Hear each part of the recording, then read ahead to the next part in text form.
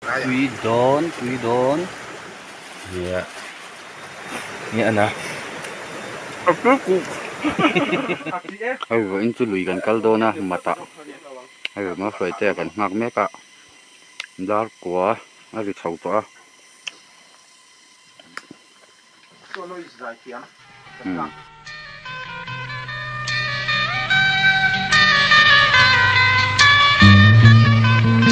chim lấy tua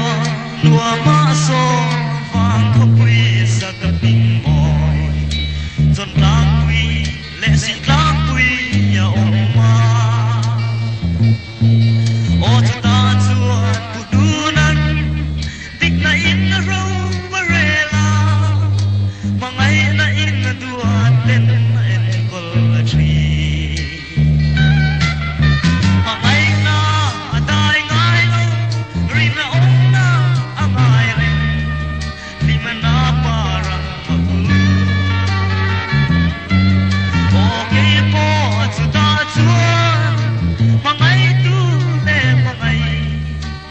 sống một thế tu anh đi kapuchu pun ni pan le to da hun chua ni na pe mo ni na suai le ang se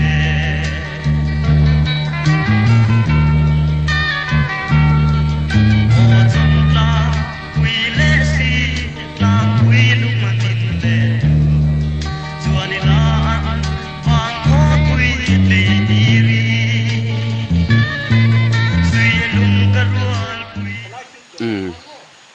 đây mặt cần khen khá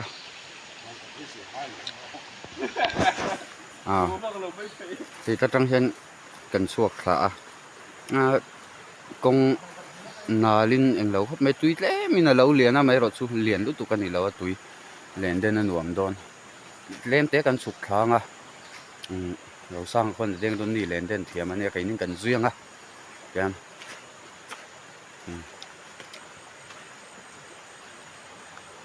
anh lâu đen to dễ rồi nè mình hả nhiều ông tắc anh anh em xin anh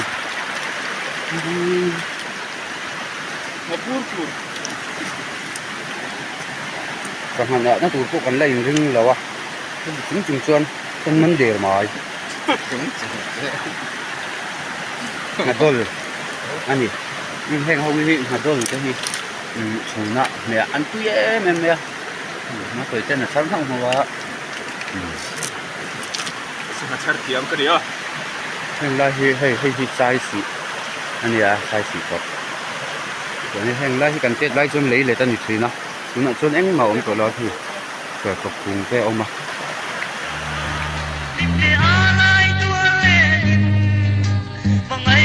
Ghiền Mì Gõ để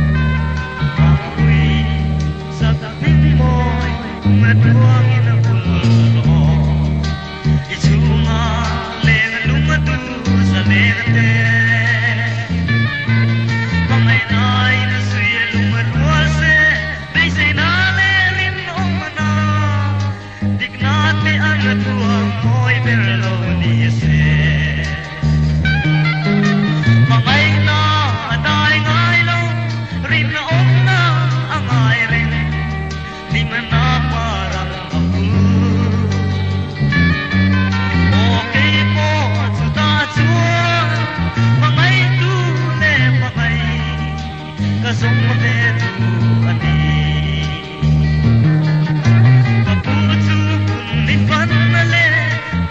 video hấp dẫn.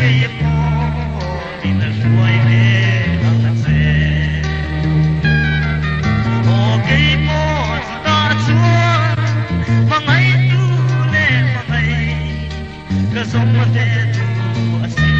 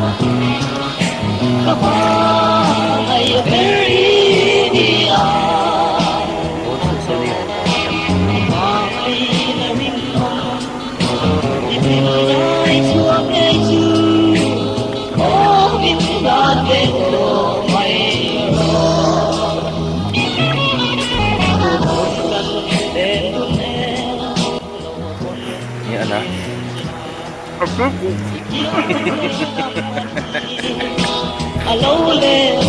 mi về chung chờ ta quy về cái lẽ ngồi nè ngồi xuống ấm em nhau tình có để chuyện lo ta quy cả thứ về sẽ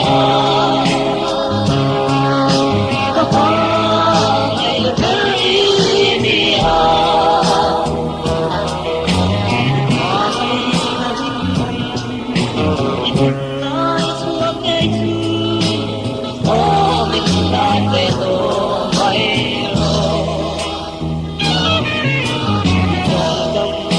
subscribe cho kênh Ghiền Mì Gõ để không bỏ lỡ những video hấp dẫn.